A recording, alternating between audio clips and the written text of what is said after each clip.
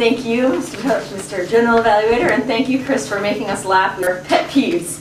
I like how Chris started up and explained what he was going to do. So he played in from the Toastmasters introduction, which I don't know how much of it was scripted, but you played in, referred to the 4 clubs, and then led that into why you've seen so many bad habits. So I thought that was good. I also like that you defined pet peeves, because I think it came up in one of these meetings where someone used it when it wasn't a pet peeve, and that was a pet peeve of mine. So I'm glad that you defined what a pet peeve is so that the audience knew what you're talking about. One of the cool things I really noticed about your speeches as you went through it was a lot of the gestures that you used. You had a long sentence that went all the way across the stage, and you were shrinking the font at one point. There was also something where you threw out disclaimers. And you also used your voice to show exasperation. Oh gosh. You made variations when you were angry at things and things were annoying you and stuff like that. You used your voice to really sort of make a lot of those points. And you also used your facial expressions. He went on and on and on for 19 minutes, and I think Chris mentioned the whitewash. He said the whitewash. You made an expression that all of us knew. He didn't even talk about the whitewash, perhaps because he ran out of time.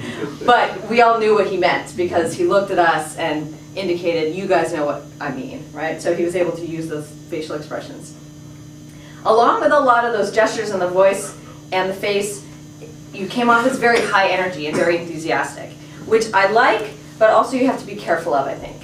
And when you move a lot, some of the movements can be kind of jerky. And if they're jerky movements that don't add to the speech content, then it can be distracting. There was a few things, for example, this lectern makes a sound when you hit it.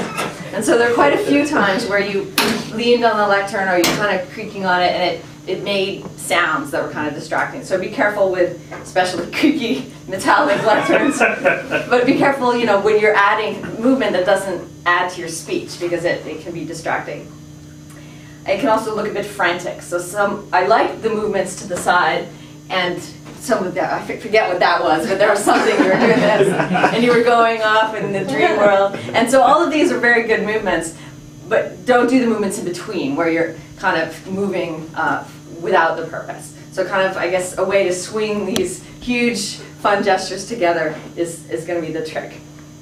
And you asked me also to look at how you handled sort of a negative topic. You're kind of criticizing potentially, so you have to be a little bit careful with this kind of speech. And I think you did it pretty well. You did mention that you understand how people are and that you want to help them. The only thing, I think you said something like these bad habits of new members or something like that. And I would, perhaps with this audience it's okay, but I would be careful with saying that it's new members. Maybe you can just say, you know, bad habits that people fall into, or I see the same things over and over, so that you're kind of not criticizing a specific group of people, so that somebody doesn't feel kind of like you're targeting them. I would say is the best way to go about that.